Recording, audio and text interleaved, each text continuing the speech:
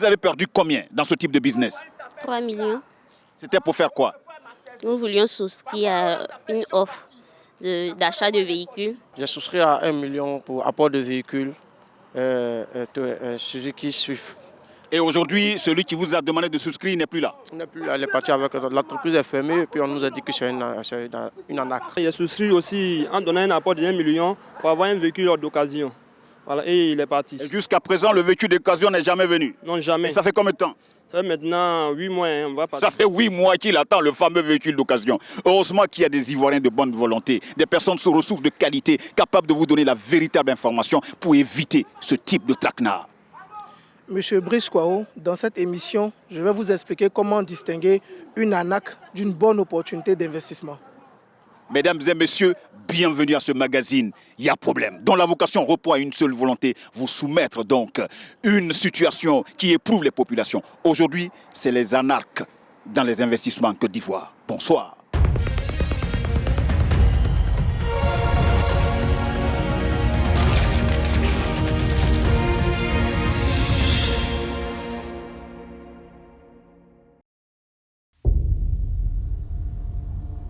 La Côte d'Ivoire en plein boom économique, la Côte d'Ivoire se transforme avec des Ivoiriens qui saisissent les opportunités qu'offre l'économie moderne pour se faire du profit.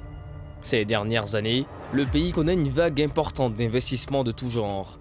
Agro-business, investissement dans l'immobilier, dans le transport, investissement à la bourse et même investissement sur Internet, la crypto-monnaie et le trading. Mais à tout investissement, son lot de risques. Agro-business, arrêtons-nous sur un vocable qui est resté dans tous les esprits des Ivoiriens. C'est sans doute le plus gros scandale de l'histoire des investissements financiers du pays. Préjudice pour les investisseurs, des centaines de milliards de francs CFA, un système d'arnaque de type pyramidal, cette fameuse pyramide de Ponzi. Mais ce que les Ivoiriens ne savent pas, c'est que ce système d'investissement qui existe depuis plusieurs années n'a jamais disparu. Traqué, il renaît de ses cendres sous une autre forme. Quels secteurs sont aujourd'hui les plus prisés? Quelles sont les astuces pour piéger les victimes? Existe-t-il des recours pour les investisseurs dépités? Enquête au cœur de ces systèmes financiers qui ouvrent le champ à trop de velléités d'arnaque. Notre histoire démarre au cœur d'Abidjan. Trésor, un jeune trentenaire ivoirien, a répondu à l'appel à un investissement qui devait être sans doute l'affaire du siècle. Et pourtant, il s'est retrouvé victime d'un plan bien ficelé et a finalement perdu toute son économie. Et moi particulièrement, j'ai investi 10 950 000 francs dedans pour environ 11 véhicules. Mais je n'étais pas seul. Dans les débuts, quand je me rendais là-bas, il y avait plein de personnes qui partaient aussi là-bas pour souscrire.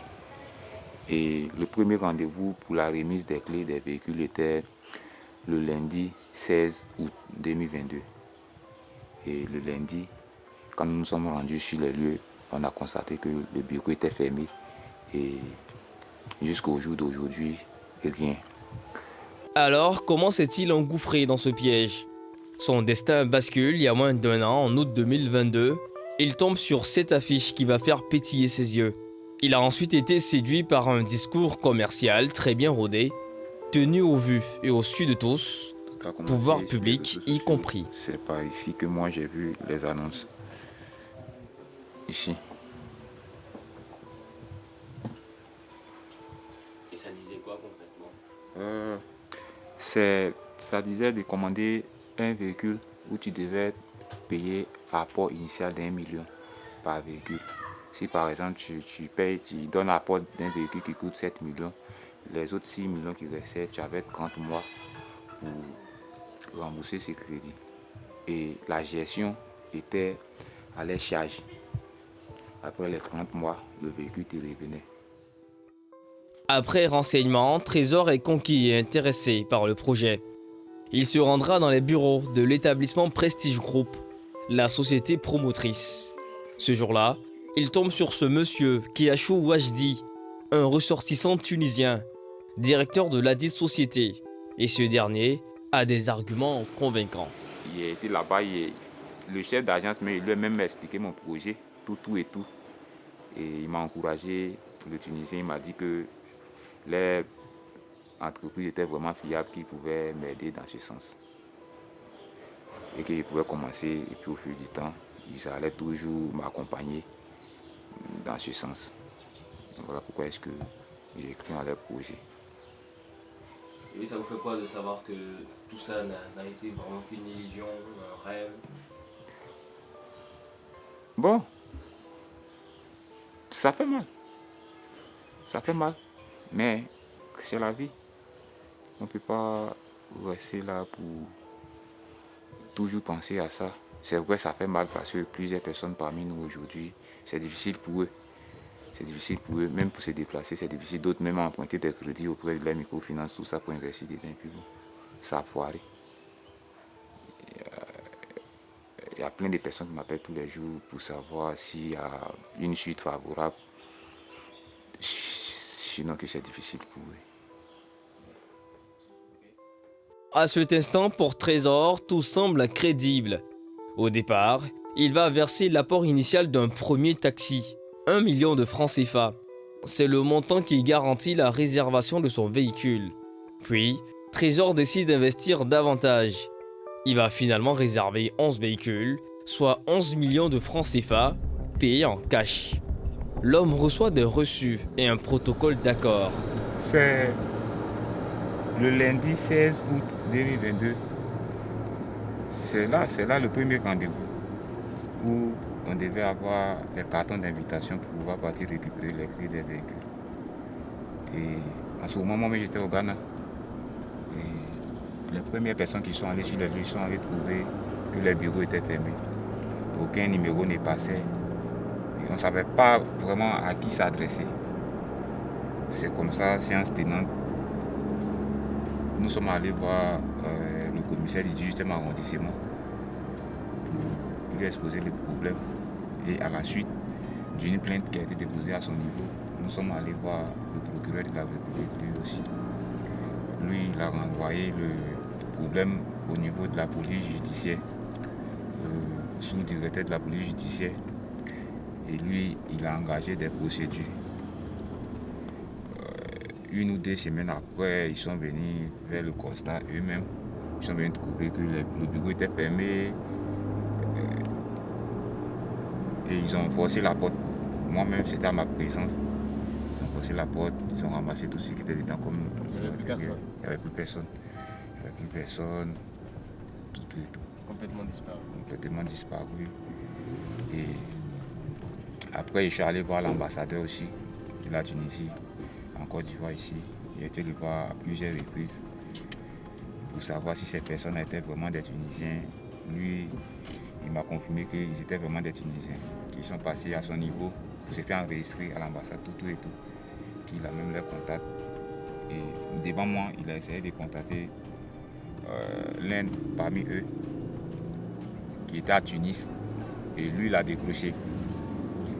Il a décroché, il a échangé avec l'ambassadeur.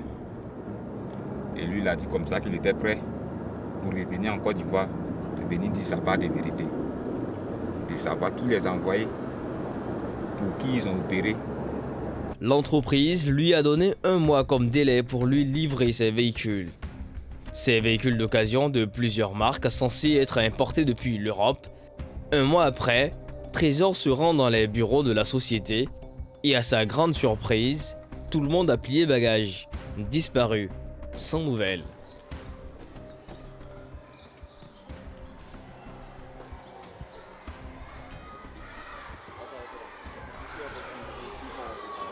Ok, c'est ici qu'ils opéraient. C'est ici qu'ils opéraient. Et maintenant, quand nous venions ici sur les lieux, les gens nous interdisent de rentrer. Et que c'est ici qu'ils étaient, c'est ici qu'ils ont opéré, c'est ici que nous sommes venus payer. C'est ici qu'on paye. Non, ne filmez pas le bâtiment. Non, il est au courant, ne mettez pas le bâtiment dans le film. Moi, je ne suis pas au courant de quelque chose. Ne mettez pas le bâtiment dans le film. En fait, si Trésor nous parle en dehors du bâtiment, c'est parce qu'on lui refuse tout accès. Il connaît ce monsieur qui nous interrompt en plein tournage et le menace de vite quitter la zone. Tu peux me dire pourquoi? Et le papier écrit qui montre que vous devez filmer le bâtiment. Par qui? Par les autorités. Quelle autorité? Que vous êtes, Quelle autorité? tu me demandes. Attends. Quand vous avez venu faire la saisie, tu es venu seul. Quand tu fais tes Attends. Moi, tu regardes. Quand vous avez venu faire la saisie, là. Attends. Quand vous avez venu faire la saisie, là, tu es venu seul. Je ne suis pas venu seul. Tu es venu avec qui? C'est la police qui est venue faire la saisie. Moi, je ne suis pas policier. Alors, mais c'est ce que le commissaire a dit là. Il a dit quoi? quoi? Envoyé un papier écrit. C'est que vous allez faire.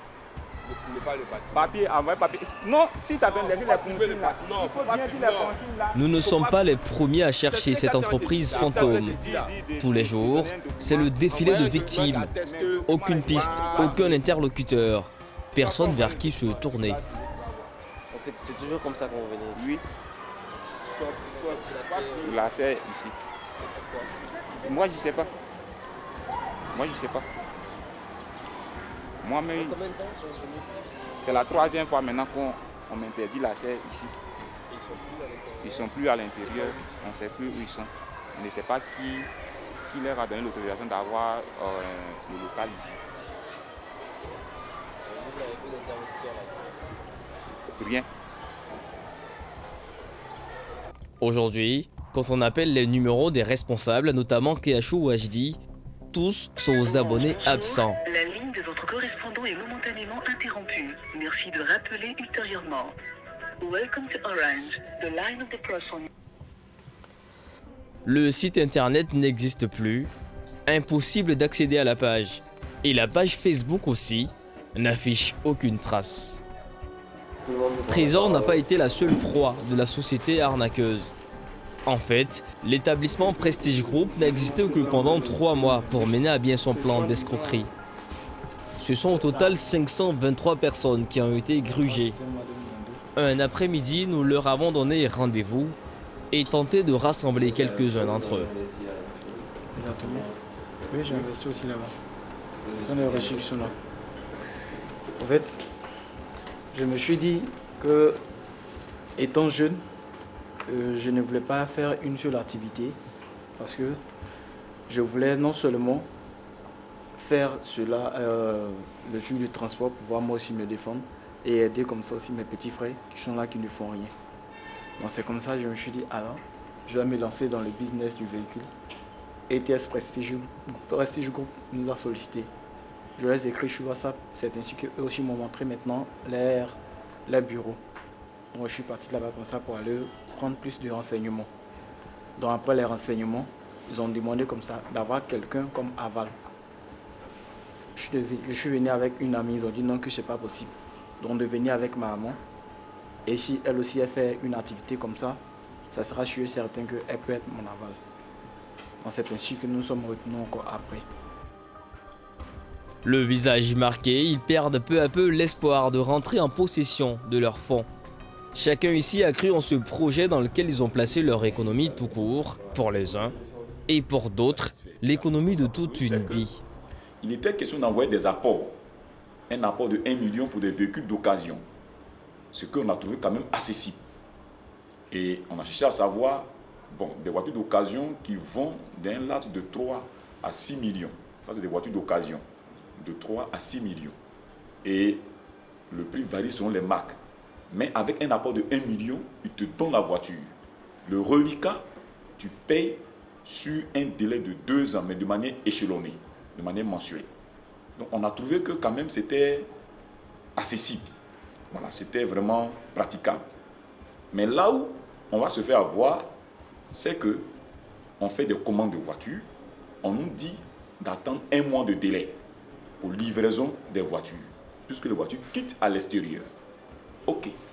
Donc, on a demandé, mais quand on attend un délai de 1 mois, nous, quelles sont nos garanties? Parce que je ne veux pas envoyer 1 million et puis attendre 1 mois. Quelle est ma garantie? Mais ils ont répondu pour dire, on a tous nos reçus qui sont là, voilà, qui sont déjà badgés ETS Prestige Group, dont le reçu déjà est une garantie. Et notre local est connu de tous. Et nous avons un registre de commerce. Honnêtement, on n'a pas cherché à aller en profondeur par rapport à toutes ces informations relatives à leur activité. Comme ces centaines de victimes de l'affaire Prestige Group, ce sont des centaines de victimes qui cherchent leur sauveur pour récupérer leur argent. Ils ont frappé à toutes les portes, chez le procureur de la République, à la police criminelle, à la police économique et même à l'ambassade de la Tunisie. On s'est dit, mais ok, ça a été une affaire où on s'est fait gruger, où on se rend compte que c'est une arnaque. Qu'est-ce qu'on fait? Mais on va devant les autorités compétentes pour pouvoir essayer de voir qu'est-ce qui n'a pas marché. Mais là où nous, on reste notre soif, c'est que après plusieurs investigations, police criminelle, police économique, chez le procureur Adou Richard, sur l'ambassadeur de la Tunisie en Côte d'Ivoire, nous sommes allés un peu partout. Et jusque-là, il n'y a pas vraiment eu, j'allais dire, des investigations où nos autorités peuvent nous amener à nous dire, bon, pour ce qui est arrivé, voici les faits, voici ce qui est arrivé, voici les coupables. Personne. À côté de ces investissements dans une activité supposée réelle, il existe de nouveaux appels à investissement rentables. En fait, de nouveaux modèles d'arnaque. Leur mode opératoire est 2 fois plus saignant, le trading. Vous en avez certainement entendu parler. Sinon, Juliette en a en tout cas payé les frais. Nous avons donné un nom d'emprunt à cette jeune femme qui finalement a eu le courage de nous parler. Alors j'étais sur internet et un jour je vois une publicité d'un site qui me parlait de trading. Donc j'essaye d'en savoir plus, je vais sur le site et ça m'intéresse parce que j'avais déjà entendu parler de trading. J'avais des amis qui me parlaient souvent de trading. Donc je suis sur le site et on me dirige vers un conseiller. Et le conseiller essaie de m'orienter et me dit que je peux acheter une action à 200 000 francs. Donc je me dis voilà, ok, pourquoi pas. J'achète l'action et 3 semaines plus tard, le conseiller me rappelle pour me dire que l'action a été achetée et que c'est rentré en bourse, selon les termes que le conseiller a utilisés. Donc on me dit j'ai reçu 300 000 francs, j'étais super contente parce que j'ai placé 200 000 francs et j'ai rien fait du tout et j'ai reçu 300 000 francs. Donc je vais retirer mon argent et je me dis voilà, pourquoi ne pas continuer? Et c'est de là que tout a commencé. Des placements boursiers sur internet appelés abusivement trading. Tout commence lorsque Juliette est attirée par l'une de ces publicités qui circule sur la toile. Elle est alors contactée par un conseiller qu'elle n'a jamais rencontré. Par courriel et par téléphone, l'homme la convainc de lui confier son argent pour le placer en bourse via son site internet. Donc j'ai commencé à acheter les parts vu que je me disais que c'était vraiment un business rentable, tu ne fais rien, tu places seulement ton argent et tu reçois voilà, de l'argent, tu reçois un pourcentage. Donc j'ai commencé à miser au fur et à mesure, 200 000 francs, 300 000 francs, etc. Et un jour le conseiller me dit voilà, il y a une action à acheter qui s'élève à 5 millions. Donc je me dis ok, avec 100% de bénéfices si l'action est achetée en bourse. Je me dis d'accord, pourquoi pas. Je commence à prendre dans tous mes fonds parce que je me dis c'est quelque chose qui sera vraiment rentable. Et j'avais un business que je voulais développer, donc je me suis dit voilà, c'est bien. Et j'essaie d'en parler à mon conjoint qui me dit voilà, ok, qui me donne l'argent et je mise. Et jusqu'à présent, ça fait 6 mois. Combien de temps aujourd'hui? Ça fait 6 mois que j'ai acheté cette action et jusqu'à présent, je n'ai rien reçu des 5 millions ou du moins des 10 millions que je devais recevoir. Et qu'est-ce qu'ils vous disent? À chaque fois que j'essaie de relancer, on ne me dit rien. C'est comme si voilà, il n'y avait personne, comme si je n'avais jamais communiqué avec quelqu'un, comme si j'avais jamais traité avec eux. Il n'y a plus de suite jusqu'à aujourd'hui. Et ça fait 6 mois. Juliette finit par miser plus et encore plus. Pendant 2 mois, son fameux conseiller lui téléphone pratiquement tous les jours pour la pousser à parier sur la valeur d'une action. ou le cours d'une monnaie. Persuadée de gagner de l'argent en bourse, Juliette lui fait totalement confiance jusqu'à ce jour du mois de novembre. Après quelques semaines sans réponse, j'ai décidé de contacter mon conseiller et j'ai pas de réponse. Donc après 2 mois, je vais un peu sur les réseaux, j'essaie d'en parler autour de moi parce que je me suis dit que peut-être que je me suis fait arnaquer. Je décide de parler autour de moi, à mes connaissances et même sur les réseaux sociaux. Je me rends compte que je ne suis pas la seule et qu'il y a beaucoup de personnes qui se sont fait arnaquer comme ça, qui n'ont plus de retour sur investissement. Après 6 mois sans réponse du fameux conseiller, je panique et je commence à faire des recherches plus approfondies sur les réseaux sociaux. C'est là que je me rends compte que je ne suis pas la seule et qu'il y a beaucoup de personnes qui se plaignent du non-retour sur investissement. Moi, je suis dans une situation un peu compliquée vu que mon mari m'a prêté les fonds. Je ne sais pas quoi répondre. Et je me dis que je me suis fait arnaquer. Et c'était quoi la suite? Comment vous avez quand même tenté est-ce que vous avez porté plainte aujourd'hui? Ben non, pas encore parce que déjà à cause des tracasseries judiciaires qui prennent du temps, qui coûtent de l'argent. Et là, j'ai déjà perdu de l'argent. Je ne peux pas encore me permettre de perdre encore de l'argent, de suivre encore d'autres procédures. Et c'était l'économie de toute votre vie? Non, mais j'ai fait des emprunts avec mon conjoint et tout. Et là, je suis entrée dans mes fonds avec cette histoire de trading. Comme Juliette, des centaines d'Ivoiriens affirment avoir été victimes de ces nouveaux escrocs en ligne. Depuis 5 ans, des dizaines de sites de placement font leur apparition, se multiplient. Ils nous promettent la fortune en quelques clics. Un marketing agressif, et ces sites ont toutes les apparences de la respectabilité. Pourtant, derrière la plupart de ces vitrines, tout est complètement faux, à part l'argent qu'elles nous font perdre. Notre enquête nous a permis de savoir que ces sites appartiennent à des filiales internationales très organisées qui ont déjà empoché des sommes colossales en toute impunité. Mais qui sont-ils et comment opèrent-ils? Nous avons tenté de joindre le présumé escroc de Juliette.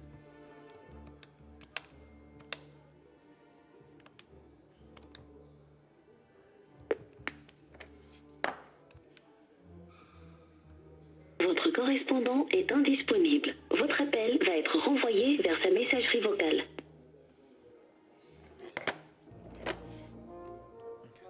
Et les plaintes ne cessent de s'accumuler.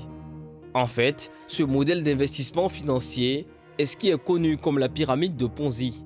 Une escroquerie financière consistant à pâter des épargnants en promettant de hauts niveaux de rendement financier sous forme de dividendes ou d'intérêts, dont tout ou partie est en réalité prélevé sur les apports des nouveaux souscripteurs.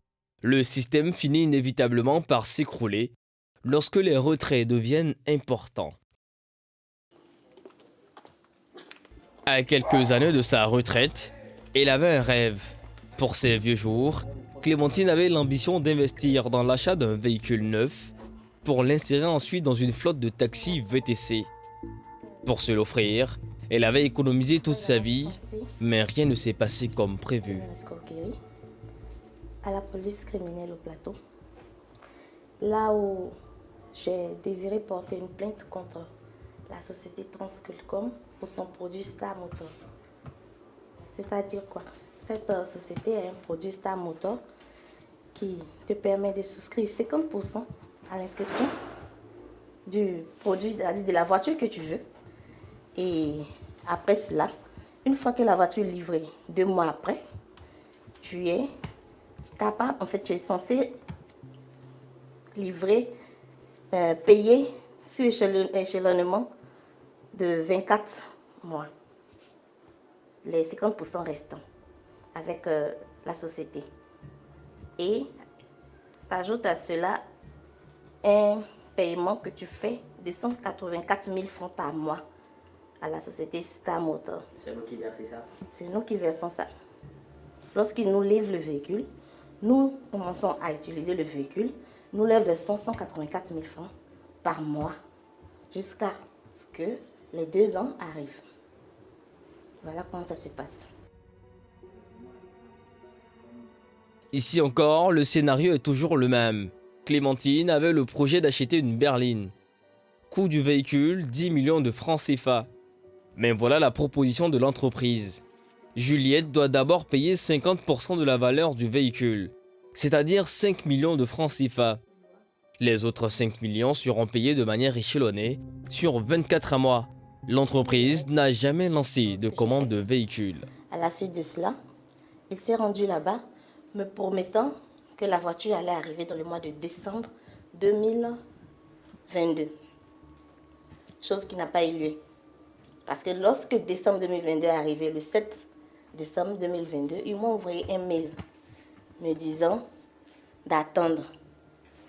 Voilà, et que la livraison, CFAO a un problème. Du coup, CFAO demande au client d'attendre jusqu'en février 2023. Tranquillement, je me rends à la direction générale de la police criminelle où je leur dis que je sens qu'il y a une arnaque parce que ce n'est pas normal. Quand on te demande, on te dit qu'on va te livrer un véhicule en octobre, on arrive en décembre et on te dit encore d'attendre jusqu'en février. Alors j'ai demandé aux policiers de la police criminelle de mener des investigations, une réquisition pour confirmer les dires de M. Élisée Kouassi. De son côté, Clémentine a entrepris des démarches individuelles. Elle a saisi la police criminelle, puis a rendu visite au concessionnaire. Ce dernier émet une réquisition judiciaire et atteste que l'entreprise ne lui a jamais versé d'acompte en vue de rendre effective la commande. Il y a une réquisition à la CFAO qui montre que Trans Télécom a passé une commande mais n'a jamais versé d'acompte à cette commande. Du coup, ouais. Du coup, il n'y a jamais eu de véhicule en train d'arriver ou quoi que ce soit, jamais de véhicule commandé auprès de CFAO. Du coup, CFAO se lave les mains suite à cette histoire parce qu'ils ne sont pas responsables de ce qui se passe. Depuis lors, silence radio, pas de nouvelles de Trans Télécom, Star Motor, rien, on ne nous dit rien de bon. Nous sommes là dans l'attente et nous souffrons parce que nous avons pris des gros prêts dans les différentes banques, vous voyez, et que nous devons payer sur 10 ans. Vous imaginez? Au cœur de l'arnaque, un an, Trans Télécom, une entreprise spécialisée dans le développement de solutions digitales pour des entreprises de divers secteurs d'activité, ainsi que pour les particuliers. Jean-Christian, avec 2 de ses clients, décide d'organiser une réunion de crise. Mexin et Robert ont tous deux investi 5 millions de francs CFA, chacun dans l'achat d'un véhicule. En réalité, rien n'a été fait selon les promesses de l'entreprise. Elle proposait 2 modèles d'investissement. Celui qui a retenu notre attention, c'est l'Éclat Invest. Pour un véhicule acheté, il est inséré directement dans la flotte de taxis VTC de l'entreprise, sans que l'acquéreur n'ait accès à son bien. Oui, c'est bien ça. D'accord. Enfin, de toute façon, il n'était pas arrêté. Voilà, il était là juste pour une audition. D'accord. Qu'est-ce que vous en pensez? Bon, nous, on est sincèrement, on a été déçus de savoir qu'il est retourné libre, parce que avec tout le préjudice qui est causé, c'est difficile de voir le monsieur se pavaner, sinon se promener dans la ville, à la limite même nous narguer, avec un caractère vraiment... Ok. D'accord. Donc on a fait, comme vous m'avez expliqué ça, on a fait une publication ce matin, en prenant soin de ne pas enfreindre les lois. Et puis il y a eu quelques réactions. Et suite à cela, je pense que les choses vont pouvoir évoluer un peu mieux. Voilà, moi je crois que en fait, la leçon qu'on doit retenir de tout ça, la leçon que vous devez retenir, parce que vous êtes tous très lettrés, vous avez fait des études, etc. Il faut comprendre que les produits financiers de ce type sont totalement interdits. C'est-à-dire qu'en fait, on n'a pas le droit de faire de l'appel public à l'épargne. C'est interdit. L'appel public à l'épargne pour faire simple, ça consiste à aller sur la place publique ou alors sur les réseaux sociaux et puis faire miroiter une épargne ou alors attirer de l'épargne vers soi en disant qu'en retour, on aurait des dividendes. C'est interdit. Et l'autre modèle d'investissement de l'entreprise est plutôt complexe. Et on vous l'explique.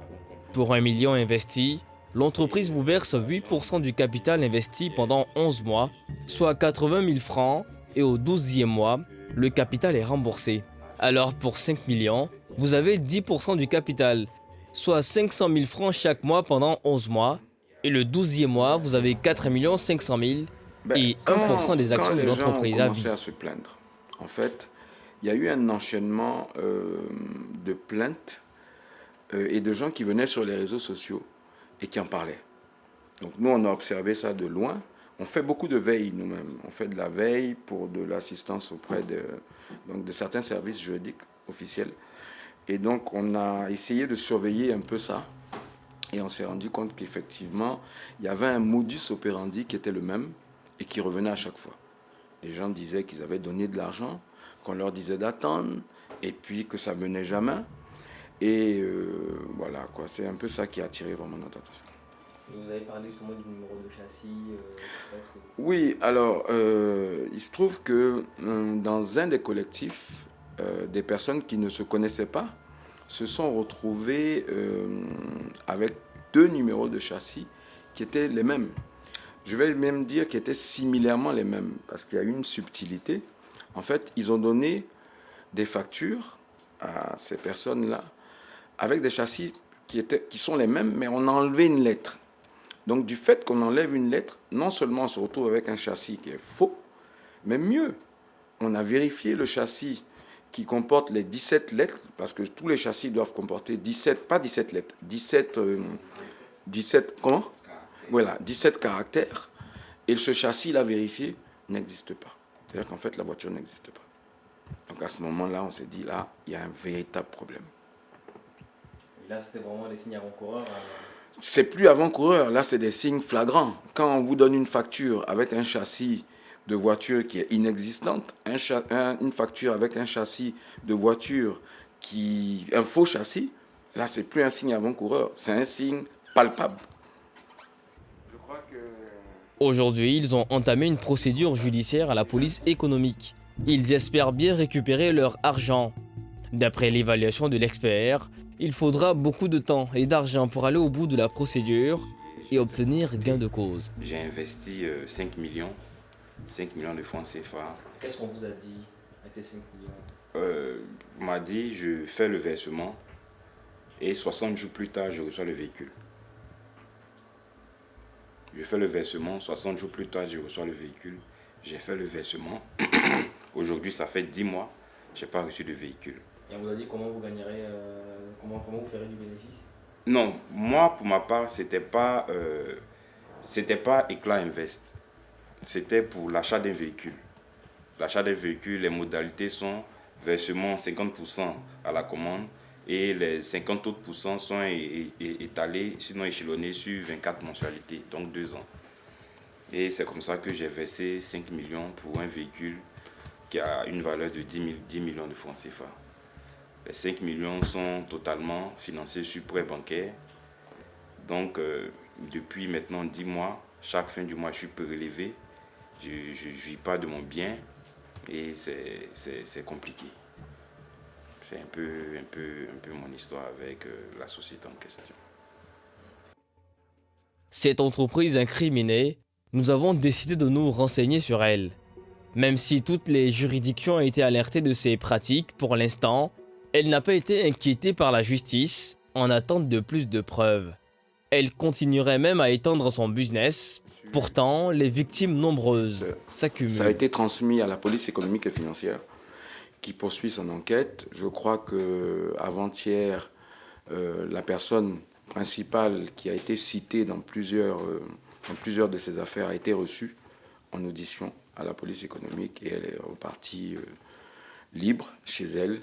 Elle est repartie libre chez elle, ce qui a poussé un peu les plaignants à s'agiter je dirais presque légitimement. Qu'est-ce qui a été donné comme raison? Alors, je pense que pour lui poser la question, qu'est-ce par rapport à la raison? Oui, la raison, c'est que l'enquête était en cours. Il est venu, il a donné des éléments qu'il faille que la police vérifie, bien évidemment. Et après les vérifications, ils vont conclure l'enquête et puis on va voir ce que ça va donner. Les victimes n'ont plus les nouvelles de l'entreprise qui leur avait promis de multiplier leur argent. Ces bourreaux se sont transformés en des voix sans visage qui ont gagné la confiance de tant de personnes. Mais qui peut bien se cacher derrière cette manipulation? Nous avons voulu remonter la piste de ces mystérieux prometteurs de richesse pour connaître leurs méthodes et tenter de découvrir leur identité.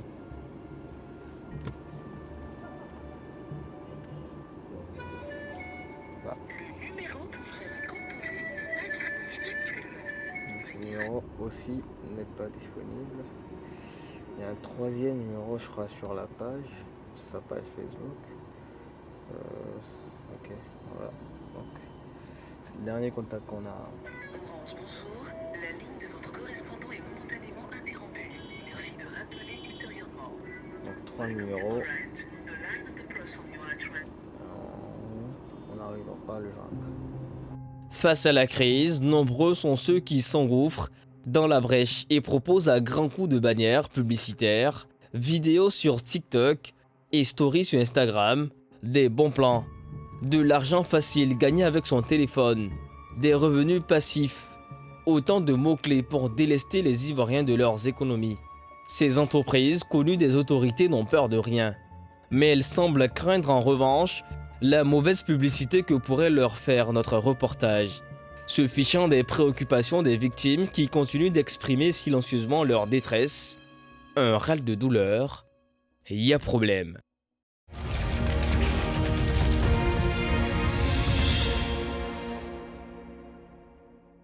Il y a sur ce plateau M. Brice Kwao, vous êtes comptable, vous êtes investisseur, vous êtes directeur général de l'école de la bourse. C'est un phénomène qui intrigue, qui inquiète. Vous avez entendu parler de agrobusiness, vous avez entendu parler de trading, de marketing de réseau, Queenet Forever, et aujourd'hui on parle de taxi. En tant que spécialiste donc en investissement, que pensez-vous de ces nouvelles offres? Déjà, ce qu'il faut savoir, c'est que ces nouvelles offres d'investissement et surtout la réaction de la population traduit deux réalités. Premièrement, on a une population qui, contrairement à ce qu'on pense, veut investir. Les Ivoiriens n'ont plus peur de l'investissement, ils n'ont plus l'argent à la banque ou sur le matelas. Deuxième chose que ça traduit, c'est qu'ils n'ont pas été formés pour distinguer les bonnes opportunités d'investissement en opposé avec les arnaques. Donc il fallait, à la suite de leur envie d'investir, leur donner les bonnes informations, c'est ce qu'on va peut-être faire aujourd'hui, sur comment distinguer ce qui est bon de l'arnaque. Oui, mais ce n'est pas la première fois qu'on donne les bonnes informations. Je ne crois pas qu'on les ait données, justement, comme vous dites, s'il y a récurrence, c'est à se poser la question, est-ce qu'on a éduqué les Ivoiriens à l'investissement? Sinon, je veux dire, personne, comme vous dites, avec toutes ses facultés, ne va prendre son argent et puis le mettre à risque. C'est qu'il y a des informations qui leur manquent et on doit leur donner ces informations-là. Ok. À côté de vous, vous l'avez dit, hein, c'est donc le directeur général de Go Taxi, M. Armand Saillé. Hein, vous êtes ministre du Transport et de gestion de flotte de véhicules Go Taxi. Il n'y a pas longtemps de cela, le directeur général du Trésor a fait une conférence de presse.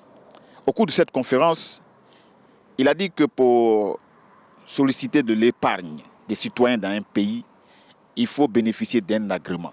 Donc il a bien voulu vous convoquer pour mieux comprendre le modèle économique sur lequel vous fonctionnez. Est-ce que cela vous a interpellé? Et tout ce qui se dit en ce moment concernant votre type d'activité, est-ce que vous ne pensez pas que cela peut nuire?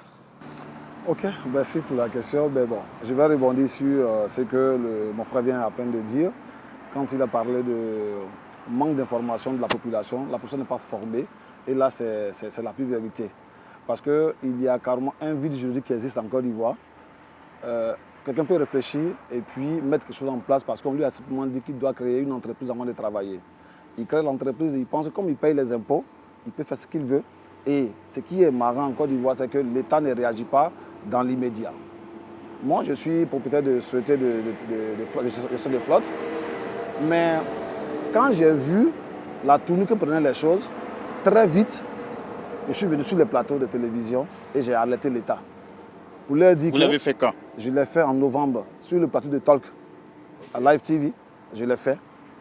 Et j'ai demandé à l'État d'intervenir parce que moi, je suis gestionnaire de flotte. Mais il y a un travail qui se fait derrière. Quand on est gestionnaire de flotte, on ne prend pas 2 millions à quelqu'un ou 3 millions à quelqu'un. Quand on est gestionnaire de flotte, c'est une voiture que celui qui est à t'envoie. Toi, tu ne fais que faire la gestion de cette voiture. Et tu lui donnes ça. C'est comme un agent immobilier à qui on confie un immeuble. Et comme les Ivoiriens aiment sauter là où c'est court, ils se ruent là-bas. On essaie de leur parler pour leur dire, c'est la mauvaise pratique qui est là. Ne le faites pas. Mais ils continuent de le faire. Ce que moi je déplore au niveau de l'État de Côte d'Ivoire, c'est que le comité qui a fait ce communiqué s'est réveillé un peu trop tard. Parce qu'il y a longtemps qu'on l'a réveillé. Lui, il veille, mais on a vu qu'il dormait. Normalement, l'Ivoirien doit réfléchir et il doit calculer. Mais il n'a personne pour le mettre sur la bonne voie. Il n'a personne pour le mettre sur la bonne voie et l'État prend trop son temps avant de réagir. L'information est utile en Côte d'Ivoire. Il faut que les Ivoiriens qui ont maintenant envie d'investir et qui n'ont pas peur puissent être formés et informés. Quelqu'un qui n'a pas l'information est un danger pour lui-même, un danger pour la société dans laquelle il vit. Alors, est-ce qu'il existe une technique d'approche pour déceler donc ce type d'arnaque? Ok. Pour distinguer une bonne opportunité d'investissement d'une arnaque, il y a 4 critères qu'il faut regarder. Une bonne opportunité d'investissement est une opportunité dont vous comprenez le modèle économique. Avec le DG ici, on va discuter du modèle économique des VTC en tant qu'entreprise, à la différence de ces sociétés de placement. Une bonne opportunité, c'est une opportunité sur laquelle vous exercez un certain contrôle. C'est pas je mets mon argent et j'ai aucune prise. Troisième critère, ça génère des flux de revenus. Et quatrième critère sur lequel on va beaucoup travailler, il existe un cadre juridique clair permettant de défendre vos droits en cas de litige. Si vous remarquez, les cas que vous avez cités sont des opportunités qui se sont créées sur des insuffisances ou des vides juridiques. Donc quand on vous présente quelque chose sur lequel le cadre légal est flou, voire inexistant, c'est un point de contrôle, un point de vigilance justement. Est-ce qu'il y a des victimes ici? Oui. Je veux que l'équipe me suive parce que aujourd'hui, là, je ne vais pas trop parler, c'est vous qui allez poser des questions. On vous a arnaqué comme à vous. Je suis Diallo Mamadou Ouri. Je suis victime de ETS Prestige. On a vu une publication sur Facebook concernant vous venez avec un apport initial de 1 million pour un véhicule d'occasion. Donc vous allez rembourser dans 30 mois, 1 an, 6 mois. Et si vous versez les 1 million, on vous fait un contrat et puis vous partez. Ils ont promis qu'ils allaient livrer les véhicules quelques mois plus tard. Et après Après, il n'y a pas eu de livraison, on est revenu. Allons à l'essentiel parce que vous êtes nombreux. Hein? Ouais. Après, il n'y a pas eu de livraison, on est venu dans les locaux, on a trouvé que les locaux sont fermés, on a demandé, ils disent que c'est une arnaque, on est parti porter plainte. Bon, jusqu'à présent, il n'y a pas eu suite. Ça fait combien de temps que vous avez porté plainte? Bon, ça fait pratiquement... En tout cas, ça s'est passé depuis le mois de juillet 2022. Et puis, on a porté plainte tout de suite. Jusqu'à maintenant, il n'y a pas eu de solution. Monsieur le directeur de la bourse, vous attendez ça? Si je prends son cas, quand on vous propose une opportunité d'investissement, peu importe l'opportunité d'investissement, comme je l'ai dit, il y a des questions à vous poser. Par exemple, ici, l'historique de l'entreprise. Historique, ça veut dire quoi? Tu fais, comme tu dis, placement de voitures et tout ça. Tu le fais depuis quand et depuis combien de temps pour me rassurer que tu le fais vraiment? Je ne sais pas si vous voyez un peu ce que je dis. Dans ce pays, John Dee a fait des émissions sur des arnaques immobilières où des gens ont souscrit à des maisons qu'ils n'ont jamais vues. Or, il y a des promoteurs immobiliers en Côte d'Ivoire qui font des cités. Donc, comment toi, tu t'arranges à souscrire un promoteur qui n'a jamais fait de cité? Je ne sais pas si vous comprenez. Il y a aussi ce recul-là. Quelqu'un ne peut pas te dire, c'est un mois, c'est avec toi, je vais commencer quelque chose que je n'ai jamais fait avant. Et tu dis, tiens, mon argent. ETS Group Prestige, moi j'ai suivi ça sur live, ça m'a fait mal. Mais il n'y a aucun antécédent qui vous rassurait, qui pouvait effectivement donner ce qu'ils peuvent donner. Oui, alors, présentez-vous et puis expliquez-moi exactement. C'est encore la même société? Oui, exactement. Moi, c'est Eddie Mao.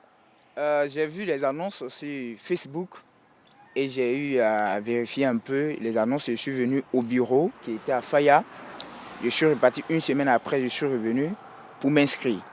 Et tout à l'heure, quand j'ai entendu le directeur parler et l'autre doyen, quand j'entends dire que comment donner 1 million et penser à avoir une voiture, et le directeur disait que comment commencer l'immobilier si tu n'as pas déjà des maisons. Mais on en a vu ici, toutes les structures immobilières qui ont aujourd'hui des moyens, qui ont construit des immeubles, ils n'ont jamais commencé en construisant déjà des immeubles. Ils ont commencé avec des clients qui ont pu les financer et c'est avec ça qu'ils ont construit des maisons. Donc nous, en attendant, voit déjà que une structure fait des publicités pour dire qu'avec 1 million apport initial, je peux vous donner des voitures. Pour ne pas prendre l'argent, aller de l'autre côté comme nos amis le font. Je me dis que rester ici, donner 1 million pour avoir une voiture et puis après travailler pour rembourser, c'est une opportunité, c'est une aubaine à ne pas rater. Parce qu'il y a des gens en Côte d'Ivoire qui donnent des voitures à des gens pour rouler et après ils payent. Monsieur le directeur de Go Taxi, après ce que vous venez d'entendre, quelle est votre réaction? Non, mais ma réaction, elle est très simple. Je ne veux pas les fustiger pour dire que non, ils ont mal réagi ou bien ils n'ont pas pris toutes les précautions possibles parce qu'aujourd'hui, l'Ivoirien a accepté d'investir maintenant. L'Ivoirien n'a plus peur d'investir. Et compte tenu des difficultés que les gens rencontrent, ils se disent, bon, au lieu de prendre mon argent pour le dilapider, je peux quand même l'investir quelque part et avoir un retour sur investissement. Donc ils n'ont plus peur. Mais ce que je dis, aujourd'hui, on ne peut pas leur trouver dans l'immédiat une solution. Parce que celui qui a pris leur argent n'est plus là. Mais ce que je vais demander prochainement, je souhaiterais que ces personnes-là se redirigent vraiment vers des personnes qui font une activité réellement. Et n'aillent pas chez des personnes qui vont leur promettre plus que ce qu'ils doivent recevoir normalement. Parce que c'est des Ivoiriens, je pense qu'ils connaissent néanmoins plus ou moins la recette réelle d'une voiture. Donc quand on connaît la recette d'une voiture, on ne peut pas te promettre pour une voiture, on va te donner 800 000 et tu vas croire. Ça, au moins, ça pourrait quand même attirer l'attention un peu. Un homme qui dit que venez me donner 1 million, je vais compléter, je vais acheter une voiture pour toi et puis je vais travailler. Cette personne-là, supposons que tout de suite là, elle a 100 clients qui lui ont donné 1 million, ça fait 100 millions. Pour acheter une voiture, il faut 7 millions, ce qui veut dire que lui, il doit trouver 600 millions. Si moi, j'étais à sa place et que j'avais 600 millions, je n'avais même pas à faire appel à quelqu'un. Vous aussi, vous avez été victime. Vous avez investi combien? Et qu'est-ce qui s'est passé? 3 millions. Moi, je suis mademoiselle Assois. Lorsqu'on voulait souscrire, déjà, c'était pour nous un projet familial. Moi, ma jumelle et son mari. Donc, on a pris quand même, on s'est fait compléter déjà par une banque pour aller souscrire. Déjà, comme je le disais, déjà, il y avait l'assurance parce que l'entreprise était déjà dans un cadre qu'il fallait. Et puis, nous, on s'est dit que s'il y a des personnes qui donnent déjà des véhicules et sans apport, pourquoi pas 1 million? Donc, on a essayé de se renseigner déjà sur le réseau. On s'est nous-mêmes rendus dans les locaux avant de poser l'acte. On a donné l'argent et des semaines après, le jour où on devait recevoir les véhicules, on arrive, l'entreprise n'existe pas, il n'y a aucun document. En fait, après ce temps même, ils ont démoli le bâtiment. Donc, ce qui voulait dire que l'entreprise avait disparu même de la planète. Jusqu'où est engagée leur responsabilité? 1 million pour un investissement dans une voiture, même si c'est occasion, ce n'était pas déjà bon. Ce n'était pas déjà bon. Donc je pense que ce sont des erreurs que les gens commettent. Nous, on n'a pas été assez audibles parce qu'on a essayé de tirer, comme je le dis, sur la sonnette d'alarme. Okay. Mais on n'a pas été aussi audibles parce que les gens pensaient que c'est parce qu'on voulait attirer les clients vers nous qu'on disait ça. Ok, alors avançons avec les solutions. À votre avis, quel est le type d'investissement qui est approprié pour ces jeunes gens qui veulent encore demain mettre l'argent dans quelque chose pour gagner leur vie? Si tu veux faire le transport, tu achètes l'actif, la voiture. Tu te rends propriétaire avec tous les papiers. Tu mets une balise de géolocalisation, tout, et tu peux aller confier à quelqu'un pour faire. On n'a même pas besoin de chercher d'autres exemples. Est-ce que je comprends de quoi il s'agit? Est-ce que j'ai un contrôle sur l'activité? Là, il n'avait aucun contrôle. On dit donne 1 million, on va te donner ça dans 30 jours. Je l'ai dit tout à l'heure, quand vous posez la question, quels sont les critères? Je dis une activité dont vous comprenez le modèle économique, une activité pour laquelle vous disposez de leviers de contrôle. Quel est le contrôle qu'ils avaient? Donc il faut que les Ivoiriens commencent à comprendre qu'on met de l'argent. Aliko Dangote, Jean Kakou Diagou ne mettent pas d'argent dans quelque chose sur lequel ils n'ont pas de contrôle. Il ne faut surtout pas mettre de l'argent dans une activité où vous n'avez pas le contrôle. Monsieur le directeur général de Go Taxi, quel élément de réponse à toute cette détresse aujourd'hui, ce qui m'inquiète et ce qui me fait mal, c'est le fait que des jeunes Ivoiriens qui ont vraiment eu la culture maintenant d'investir se trouvent dans des situations où ils perdent assez d'argent parce qu'ils n'ont pas pu avoir l'information qu'il faut. Ils n'ont pas pu avoir des éléments probants qui puissent les permettre de les mettre sur la bonne voie pour dire que si tu dois investir dans une société de gestion de flotte, il faut que tu achètes ta voiture. Ce n'est pas la peine de venir donner 2 millions à quelqu'un. Ce n'est pas la peine de donner 3 millions à quelqu'un. Parce que peu importe ce qui va arriver, tu n'auras jamais rien parce que tôt ou tard, ça sera du Ponzi et ça va s'arrêter un matin et tu n'auras rien. Merci infiniment, merci monsieur le directeur, bonne continuation. Ce que vous avez dit, nous avons retenu et j'ose espérer que les jeunes frères et la jeune sœur qui sont venus participer à cette émission vont donc retenir la leçon et ne plus être l'objet d'un arc. Moi, je voudrais demander donc à l'État de Côte d'Ivoire, n'est-ce pas, une initiative vient d'être prise, c'est une très bonne chose. On y vaut mieux tard que jamais.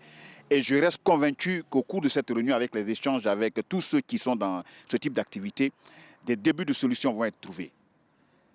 Pour conclure, je voudrais m'adresser donc à toi. Toi qui me regardes, toi qui suis cette émission.